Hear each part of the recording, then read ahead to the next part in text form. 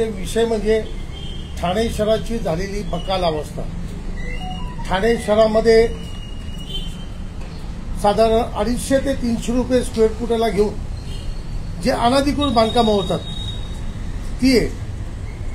आज मला जेव्हा माझा जन्म झाला त्यावेळेला हे ठाणे शहर हे तलावांचं शहर म्हणून ओळखलं जायचं, पण आज ठाणे शहर हे अनधिकृत बांधकामांचं शहर म्हणून ओळखलं जाते। ही दुर्दैवाची गोष्ट आहे, दुर्दैवाची बाब आहे। आज ठाणे शहरामध्ये प्रत्येक ठिकाणी तुम्ही फिरलात जागोजागी कचऱ्यांचे ढीग पडलेले असतात। आज स्मार्ट सिटी म्हणून करोडो रुपये आम्ही ठाणे शहरावर खर्च केलेत सेंट्रल गव्हर्नमेंटकडून आणून। ते पैसे गेले कुठे, त्याचा निधी गेला कुठे, कोणाला माहिती। याचं उत्तर काय? आज ठाणे शहरात आम्ही राहताना आम्हाला एक वेळेचं पाणी नाही हो। आज सुद्धा जेल टाकीचं शटडाऊन चालू आहे, सकाळी 9 वाजल्यापासून रात्री 9 वाजेपर्यंत ही ठाणे शहराची परिस्थिती आहे। मग ते पाईपलाईनला आणलेले पैसे गेले कुठे, ही कामं का नाही झाली, ह्याचं उत्तर कोण विचारणार? हे अधिकारी मस्त मस्तावलेले आहेत आणि ठाणे महानगरपालिका आयुक्तांना याचं काही पडलं नाहीये। फक्त माननीय उच्च न्यायालयाने आदेश दिले की हे खरबडून जागे होतात। खान कंपाऊंडची आजची परिस्थिती आहे, 17, 18, 19 बिल्डिंग काहीतरी।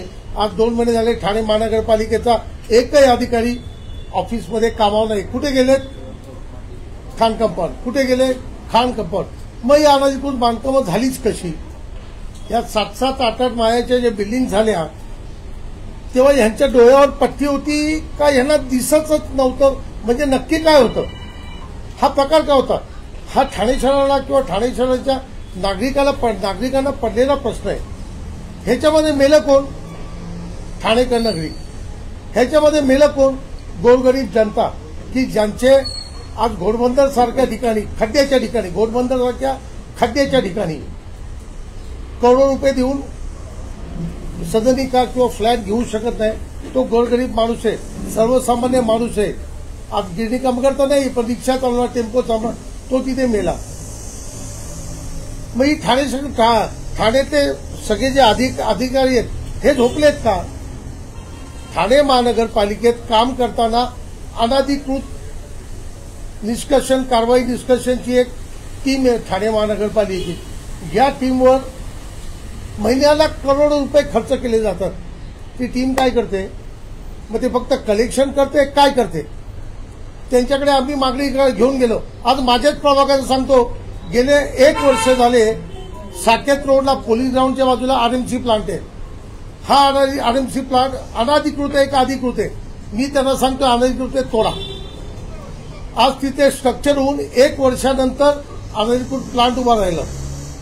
मी शहर विकासकडे मागणी केली, शहर विकासने त्याला क्लिअर कट पत्र दिलं की असं कुठचाही लेआउट आरएमसी प्लांटचं आम्ही सँक्शन केलेलं नाहीये। आमच्या प्रभाग समितीला माहितीच नाही आणि ते आलेलं पत्र सुद्धा प्रभाग समितीने ढापून ठेवलं। मी परत शहर विकासला गेलो, ते पत्र काढलं आणि त्याला बोललं आता आम्ही दूध आता तोडा।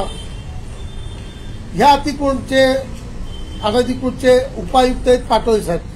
मी त्यांच्याकडे गेलो, पाटोळे सर बोलतो बहुत ऐसा कोई थाना में इलीगल काम ही नहीं है, हे त्यांचे शब्द आहेत। ऍडिशनल साहेबांच्या इथे गेलो, साहेब ठाणे शहरात अनधिकृत बांधकाम आहे। अहो ठाणे शहरात पुढे तर अनधिकृत काम नाही आहेत। माझं त्यांना आव्हान आहे, नीट डोळे उघडा आणि बघा। ठाणे शहरामध्ये तुम्ही आज बालकुममध्ये जा, 5 ते 6 अनधिकृत बिल्डिंग चालू आहेत। पुढे ढोकाईला जा, महानगरपालिकेच्या आरक्षित केलेल्या भूखंडावर किंवा महापालिकेच्या भूखंडावर 4 बिल्डिंगची कामं चालू आहेत।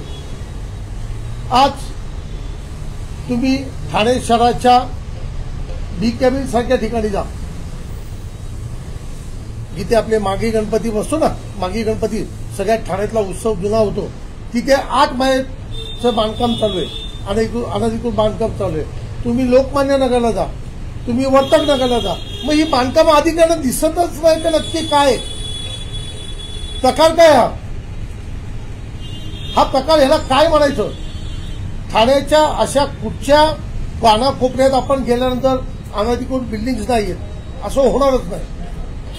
आम्ही लोकप्रतिनिधी म्हणून काम करताना की अनेक वेळा त्यांना त्या त्या प्रश्नाची आम्ही प्रश्न विचारत असतो, टाकत असतो. आता आमच्या ताई बाजूला बसल्यात, ताईंनी पर्वनगरच्या इथल्या एक रस्त्याचं जे अनधिकृत बांधकाम आणि काय चालू आहे त्या संदर्भात 6 महिने झाले. ताई मागे लागत, किती वेळा जाऊन आलो, कोणी बघत नाही. मग ह्याच्या मागे नक्की काय प्रकार आहे, कोण आहे ह्याच्या मागे? ही संशयाची सुई परत परत फिरून फिरून फिरून राजकारण्यांच्या मागे येतो की कोण राजकारणी. मग त्या दबक्या आवाजात त्या राजकारण्यांची नावांची चर्चा केली जाते. याला कोण ओपन करत नाही. मला एकच विचारायचंय माननीय आयुक्तांना की आयुक्त साहेब, आपण या ठाणे महानगरपालिकेचे आयुक्त आहात, आपण काय करता आहात? आज जवळजवळ नाही म्हटलं तरी 2.5 ते 3 वर्ष झाली, आपण 2 वर्ष झाली आपण या ठाणे शहराचे आयुक्त आहात. आपल्यालाही समजत नाही का हो? हे पत्र जे आहे ना, हे 1 वर्षापूर्वी आयुक्तांना सुद्धा दिलेलं आहे मी. काय केलं आयुक्तांनी? आयुक्त फक्त मशगूल आहेत. सत्ताधारी पक्षाचे माजी नगरसेवक आहेत, त्यांना निधी द्यायची, त्यांना निधीची कुठे कंप्लेंट झाली नाही पाहिजे. मुख्यमंत्री उपमुख्यमंत्री त्याची कंप्लेंट नाही झाली पाहिजे की आमच्या माणसाला निधी पडला, ह्याच्यात मशगूल आहेत. त्याशिवाय आयुक्तांना तुम्हाला ठाणे जनतेशी काही घेणं नाही. आज जवळजवळ 3 महिने झाले ठाण्याचा कचऱ्याचा प्रश्न भेडसावलाय. काय केलं आयुक्तांनी? अशी कुठची ठोस भूमिका घेतली की तो प्रश्न सॉल्व्ह झाला नाही झाला. अनेक म्हणजे असं काही क्षणी असं वाटतं की या ठाण्याचं वाटोळच करण्यात झालंय. आणि माझी या पत्रकार परिषदेत एक मागणी आहे, ज्या अधिकाऱ्यांना माझा आरोप जर चुकीचा वाटत असेल तर पुढच्या 8 दिवसात त्या प्रभागातले जे बिल्डर अनाधिकृत करतायत त्यांना मी तुमच्या समोर घेऊन उभा करेन. सांग किती पैसे दिले, कुठच्या मार्गाने करेन, कसं करेन, तो माझा प्रश्न असेल. पण हे होतंय, हे कुठेतरी थांबलं पाहिजे. मी मागच्या चकित की ठाणे शहरामध्ये तुम्ही इथे चढईमध्ये इलिगल बिल्डिंग चालू आहे आणि अधिकारी बोलतात माहितीच नाहीच होत. म्हणजे काय प्रकार चालू आहे? असे स्क्वेअर फुटाच्या मागे किती पैसे ते देतात अधिकाऱ्यांना, कुठच्या अधिकारी दिले जातात, कुठच्या राजकारणाला दिले जातात. यांना जाब विचारायला कोणीच नाही आहे ठाणे शहरात. माझी सुरुवात झाली, हा माझ्या प्रभागातला जो आरएमसी प्लांट आहे ह्याच्यापासून झालेली आहे. मला चक्क महानगरपालिकेने एक 8 महिन्यापूर्वी उत्तर दिलं की पोलिसांनी परमिशन दिले. पोलिसांचं काम आहे जनतेचं रक्षण करणं, संरक्षण करणं. आरएमसी प्लांटला परमिशन देणं जनतेचं काम नाहीये, पोलिसांचं काम नाहीये. हे काम ठाणे महानगरपालिकेच्या शहर विकास आहे. पण फक्त काहीतरी उत्तर द्यायचं आणि वेळ काढायची, हा प्रकार त्यांनी केला. हे प्रकार चालू आहेत. हे प्रकार कुठेतरी थांबले पाहिजेत. आज घोडबंदरला आपण गेलात, घोडबंदरला वाहतुकीचे क्रीडा तिपाटा उरलेली आहे, वाटोळ झालेलं आहे. आज ठाणे शहरामध्ये फिरताना किंवा फेरफटका मारताना ठाणे शहरामध्ये सर्व्हिस रोड कुठे गेले माहीत नाहीये. मग तिथे सर्व्हिस रोड डायरेक्ट बंद करून ठाणे महानगरपालिकेने पार्किंग प्लाझा करावेत ना? का नाही करत ठाणे महापालिका? नाही करत. म्हणजे हे ठाणे शहर बकाल, म्हणजे त्या ठाणे शहराचं त्या लोकांनी वाटोळं अगदी मनात त्या शहर वाटोळ करून टाकलेले. फक्त भ्रष्टाचार. ह्या महापालिकेत फक्त अगदी म्हणजे पहिल्या गेटपासून मागच्या गेटपर्यंत एकच वास येतो भ्रष्टाचार, त्याशिवाय काहीच दिसत नाही. साहेब, महापालिकेमध्ये प्रशासन आहे, लोकप्रतिनिधी नाहीये, नगरसेवक नाहीये, कोणाचं निर्माण कारभार चालू आहे असं म्हणणं योग्य ठरेल का? वावगं ठरणार नाही.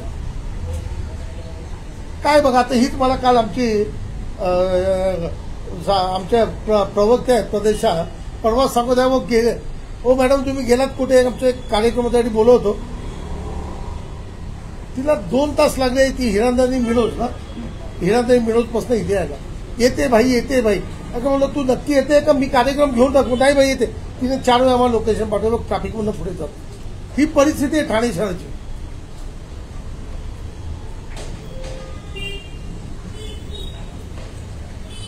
आणि मला एक पत्रकार बंधू म्हणून आपण मीडियातर्फे किंवा ठाणेकरातल्या नागरिकांतर्फे ह्या गोष्टी ठाणे महानगरपालिका आयुक्त किंवा प्रशासनाच्या आपण लक्षात आणून द्याल, किंबहुना ह्या महाराष्ट्राचे मुख्यमंत्री नाही सॉरी उपमुख्यमंत्री एकनाथ शिंदे साहेब जे ठाण्यातले नागरिक आहेत यांच्यापर्यंत या गोष्टी पोहोचवा लावी की साहेब या ठाणे शहरात हे असं चालू आहे, ह्याच्यात आपण पुढे लक्ष देणं गरजेचं आहे. नक्कीच आपण महाराष्ट्राचं नेतृत्व करताय 100%. मागे 2.5 वर्ष आपण 2.5 का 2 वर्ष मुख्यमंत्री म्हणून काम बघितलं, चांगला धडाका केला. त्यानंतर मग आपल्याला ज्यांनी केलं त्यांनी परत उपमुख्यमंत्री केलं. आज उपमुख्यमंत्री सुद्धा आपण जबाबदारी सांभाळली आहे. पण हे बघा साहेब, ठाण्याकडे दुर्लक्ष करू नका. आपल्याला हात जोडून नम्र विनंती आहे, एकनाथ शिंदे साहेब ठाण्याकडे बघा. सत्तेतली लोक आहेत आपण, आणि सत्ताधाऱ्यांनी ठाण्याकडे बघितलं नाही तर या परिस्थितीची, या ठाण्याची अवस्था अजून वाटवर जाऊन बिकट अवस्था होईल. तुम्ही बोलता 250 ते 300 रुपये प्रति स्क्वेअर फूट घेतले जातात. नेमकं तुमचा रोष कोणावर आहे, आरोप नेमका कोणावर आहे? महानगरपालिकेमध्ये नेमकं कोणतं डिपार्टमेंट आहे की किंवा तो कोणता अधिकारी आहे किंवा त्या अधिकाऱ्यासाठी कोण नेमकं या 250-300 रुपयाची वसुली करतो? आज तुम्हाला बोललो मी की या ठाणे शहराचे अतिक्रमण उपायुक्त म्हणून पाटोळे काम करतायत. माझे मित्रच आहेत, माझा दुश्मन नाही. आज तेच पाटोळे 9 पाडा प्रभाग समितीला सहाय्यक आयुक्त म्हणून सुद्धा काम बघतायत, आणि त्यांच्या समितीमध्ये 9 पाड्याला इलिगल बिल्डिंग आटवायचं काम चालू. मग आपण काय समजायचं ते समजा. मी निदर्शनात आणून देतोय की हे काय चाललंय बघा. कारण आरोप प्रत्यारोप करून कदाचित मला वाटतं काय होत नाही, यांना काही फरकच पडत नाही सगळ्यांना.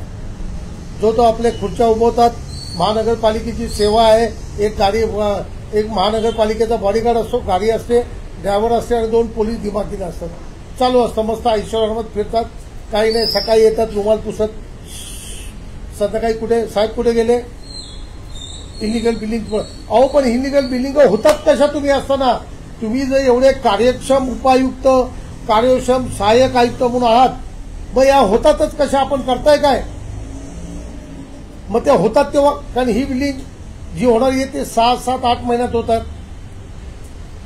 यांचा एक गेम प्लॅन असतो. आता खान कंपाऊंडची गोष्ट आली. या खान कंपाऊंडमध्ये जर आपण एक 7-8 महिन्यात मागच्या बघितलं ना, तर एक 3 ते 4 सहाय्यक आयुक्त गेले. 1 महिना 2 महिने राहिले, काय असेल ते आपलं हात मारून घेतला, म्हणजे फावडा, जेसीपी, घमेला काय असेल ते. मग त्यांनी बदली करून घेतले, दुसऱ्या ठिकाणी गेले. तिथे नवीन आला. नवीन आल्यानंतर परत तो गेला, परत दुसरा. म्हणजे ही परिस्थिती आहे. तेच उपायुक्तांचं आहे. अहो मी तर म्हणतो 7-8 महिने गेले, हे जे कारनामे चालू आहेत ना, ह्याच्यापासून त्या बिल्डिंगची कामं चालू झाल्यापासून आतापर्यंत तिथे किती अधिकारी कामावर होते ना, त्यांच्या सगळ्याच्या इन्क्वायरी लागल्या पाहिजेत. आणि नुसत्या इन्क्वायरी नाही, त्यांच्या पगारामधनं किंवा त्यांच्या असलेल्या त्या रकमेमधनं ह्या तोडफोडीचा खर्च आणि वसुली केली पाहिजे. ह्या तुम्ही करत नाही तोपर्यंत या ठाण्याचं काही खरं नाही. खान कंपाऊंडचा विषय काढला, मात्र सोशल मीडियावर एक पोस्ट व्हायरल होते. जगदीप नामक युवक आहे, तो दिव्यामध्ये आणि मुंबईमध्ये जे काही अनधिकृत बांधकाम होतात, पोलिसांच्या नावाने असेल किंवा महानगरपालिकेच्या अधिकाऱ्यांच्या नावाने वसुली करतोय. मात्र पोलीस असेल किंवा महापालिकेचे अधिकारी त्यांच्यावर कोणत्याही प्रकारची कारवाई करताना दिसत नाही. नेमकं त्याला आश्रय नेमकं कोणाचा आहे आणि आपल्याच आमदारांबरोबर त्याला अनेक वेळा पाहायला देखील गेलेलं आहे. तो युवक कोण आहे, कुठचा आहे मला माहित नाही. आपण आता बोलल्यानंतर माहिती पडलं, पण कदाचित हे महापालिका आणि अधिकारी आहेत ना, त्यांनी ठेवलेले कोणते एजंट असतील. अशा अनेक एजंट त्या साईडला फिरत असतात. अनेक वेळा आपल्या आमदारांबरोबर देखील पाहिलं गेलेलं आहे, म्हणजे फोटोमध्ये असेल किंवा कदाचित त्यांना तुम्ही माझ्यावर पण बघितलं असेल. आम्ही सामाजिक क्षेत्रात काम करतो. अनेक लोक आम्हाला येऊन भेटतात. आता उद्या हे येऊन भेटले, काय यांच्या कामानिमित्त आले. मी काय सांगावं का? त्यांच्या आधी मी सहनिशा करायची का बाबा हा काय करतो, कुठे कामाला आहे, कुठं पैसे आणतो. काम असतं लोकांच्या कधी कामानिमित्त भेटत असतो. मी तुम्हाला काय बोललो की ह्याच्यामध्ये फक्त आरोप प्रत्यारोप जे होतात ना सगळ्यामध्ये, हे फक्त राजकारणी लोकांवरच होतात. अधिकरण का होत नाही? तिथे इलिगल बिल्डिंगचं काम चालू आहे. हे राजकारणी लोकांचं काम आहे. मग हे अनधिकृतसाठी जे नेमलेली टीम आहे, ही टीम काय करत असते? ही झोपा काढत असते का? हे जाऊन वेळेस तिथे कारवाई का करत नाहीत? मी माझ्या स्वतःचं उदाहरण दिलं. 1 वर्ष झालं मी पत्रव्यवहार करतोय. मग तो आरएमसी प्लांट मी बांधायला त्याला हे दिली का? आणि त्या आरएमसी प्लांटमध्ये 8-10 कोण पार्टनर्स असतील. कधीतरी कोणती कधी कामानिमित्त माझ्या ऑफिसला सुद्धा येऊन गेला असेल. मग काय मी त्याला अभय दिलं? मग त्याला अभय दिलं तर मी कशाला यांनाच मागे लागलोय तोडा तोडा म्हणून? आज पण मी सांगतोय, ठामपणे सांगतोय, तोडा. परवा शेवटी म्हणजे अगदी अनावर होऊन मी इथे ऍडिशनल कमिशनर कोण रोडे साहेबांच्या इथे, कारण त्या दिवशी पाटोळेने मला 2 तास बसवलं. पाटोळेनं कळलं की हा आता शेवटचं पत्र घेऊन आलंय माझ्याकडे, कारण ढापून ठेवलं. मी पत्र बाहेर काढलं. 2 तास मला बसवलं. येतो ना ते रोडे साहेबांच्या कॅबिनमध्ये बसले. शेवटी मला रोडे साहेबांच्या कॅबिनमध्ये मांडी घालून बसायला लागलं. बोललो कारवाई करा किंवा आश्वासन द्या, त्याशिवाय मी उठत नाही. ही परिस्थिती. मग त्यातला एखादा कोण माझा मित्र असेल, कारण माझा जन्म या ठाणे शहरातला आहे, माझ्या ओळखीच असेल किंवा कोणाच्या कामानिमित्त माझ्याकडे आलं, आमचं काही नाही पाठवलं असेल, भाऊ सुहास भाईंकडे जा, तुमचं एखादं काही काम असेल कनेक्ट, मग काय तुम्ही ठरवा की त्याला मी अभय दिलं. मग ठाणे महानगरपालिका काय करत होती? खालच्या अधिकाऱ्यांवरती कारवाई होते का वाटतं? येणाऱ्या काळात स्वरूपरावांनी जसं काम करावं पाहिजे तसं होत नाही का? त्यांचं ऐकलं जात नाही का? काय वाटतं? जयस्वाल असेल, तुकाराम मुंडेसारखे आयुक्त ठाण्याला गरज आहे का? काय तुम्ही मागणी कराल का दुसऱ्या आयुक्ताची मागणी कराल? 100% सौरभराव यांच्यावर माझं वैयक्तिक काय नाहीये, पण मी जेवढी पत्र सौरभराव साहेबांना दिलेली आहेत त्याच्या एकाही पत्राचं गेले 10 वर्ष मी तुम्हाला सांगतो, 10 वर्ष मी ठाणे महानगरपालिकेत नगरसेवक म्हणून काम केलंय. अनेक आयुक्त माझ्याकडे बरोबर काम करताना आले गेले, पण नगरसेवक किंवा माजी नगरसेवकांनी दिलेल्या पत्राची दखल प्रत्येक आयुक्तांनी घेतलेली आहे. इव्हन 2 इंच पत्र दिलेले आहे. पण या सौरभराव साहेबांकडनं मला अजून एकही मला असं जाणवलं नाही की आम्ही केलेल्या कुठच्या पत्राची त्यांनी कधी दखल घेतली. मी माझ्या वॉर्डासाठी कधी निधी मागितला तर त्यांनी बोलून बाबा काय काम आहे काय नाही, काही नाही. मी काय तुम्हाला बोललो, त्यांचं एकच काम आहे, सत्ताधारी पक्षाच्या नगरसेवकांना किंवा माजी नगरसेवकांना किंवा त्या कार्यकर्त्यांना खुश ठेवायचं. ह्याच्यामध्ये ते व्यस्त असतात. नवीन आयुक्तांची मागणी करणार का? जयस्वालांनी काम करत सांभाळलं होतं, त्यानंतर तुकाराम मुंडेसारख्यांची इकडं खास गरज आहे का? काय नवीन आयुक्त कोण पाहिजे नक्की? आणि ठाणे शहर जर तुम्हाला वाचवायचं असेल ना, नवीन आयुक्त ठाणे शहराला आलेच पाहिजे. काय वाटतं जयस्वालांनी पुन्हा यावं? कारभार आता अरे जयस्वाल साहेबांसारखा माणूस आला ना तर खूप चांगलं होईल, ठाणे शहराचं भलं होईल. पण मागणी कराल का? अधिवेशन सुरू आहे एकीकडे, काय वाटतं? मागणी काय, मी मनवासून मी रायटिंग मध्ये द्यायला तयार आहे. माझं कोण ऐकणार आहे? सर्वसामान्य कार्यकर्ता आहे मी. आज माझ्यावर तुम्हाला 10-15 लोकांना गोळा करून माझी बोलायची वेळ का आली? कारण माझं तिथे कोण ऐकतच नाही. कमीत कमी तुमच्या मार्फत जरी माझं ऐकलं जाईल आणि या ठाणे शहराचं कुठे भलं होईल. 100% नाही, 10%, 5% तर कुठे भलं होईल. या ठाणे शहराचा करोड रुपयाचा निधी आणला गेला कुठे गेला? आज कुठचे रस्ते केले होते आपण? ते स्मार्ट रस्ते, काय मॉडेल रोड गेले कुठे ठाणे शहरातले? आपण कधी विचारलं? एक मॉडेल रोड काढला, 50-50, 100-100 कोटी रुपये खर्च केलेत. पोकळ नंबर 2चा मॉडेल रोड कुठे गेला? एक मॉडेल रोड इथे होता सेंट्रल मैदान क्षेत्र.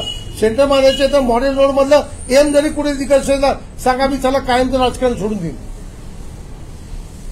आज तुम्ही शहरामध्ये जवळजवळ 150 ते 200 कोटीचे भिंत पेंटिंग केलेत. भिंती वारंवार मी मागत आलोय. काय झालं त्या भिंतींचं? त्याची निगा कुठे? झालं बिल काढलं, झालं संपलं. पुढे काय झालं? त्याची कोणी चौकशी केली का? खरोखर या पेंटिंगला 100-150 कोटी रुपये खर्च केले. हे 150 कोटी रुपये कोणाचे आहेत? हे कोणाच्या राजकारण आहे का नेत्याच्या खिशातले नाहीत? हे आम जनतेचे आहे, जी मेहनत करून टॅक्स वगैरे भरते ना, याचे पैसे ते गेले कुठे? याचा जाब कोण विचारणार? हा जाब मला तुमच्या मार्फत विचारायचा आहे आणि मी आज तुमच्या दरबारात तुमच्याकडे न्याय मागायला आलो.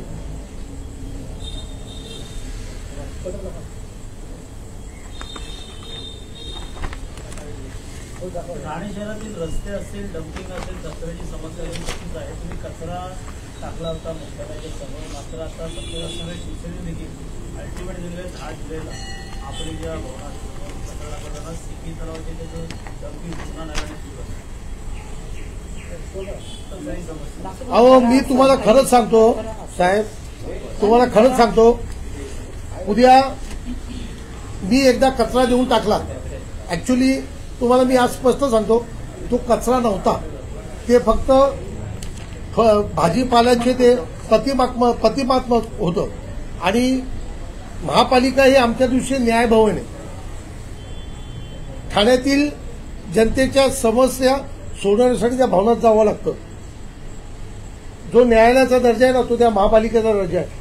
आणि तिथे कचरा नेऊन टाकणं कदाचित माझ्या सद्विवेक बुद्धीला पटलं नाही, म्हणून मी ते देण्यासाठी त्यानं मी तिथे ते भाजीपाला आणि ते नेऊन टाकलं. पण तरी सुद्धा या ठाणे महानगरपालिकेतल्या अधिकाऱ्यांचे डोळे उघडलेले नाहीत. जो टाकला होता तो कचरा जर खरोखर तुम्ही म्हणताय तेव्हा आता 10 दिवसात जर त्यांनी सुधारणा केलं नाही, आयुक्तांच्या टेबलवर नेऊन टाकेल.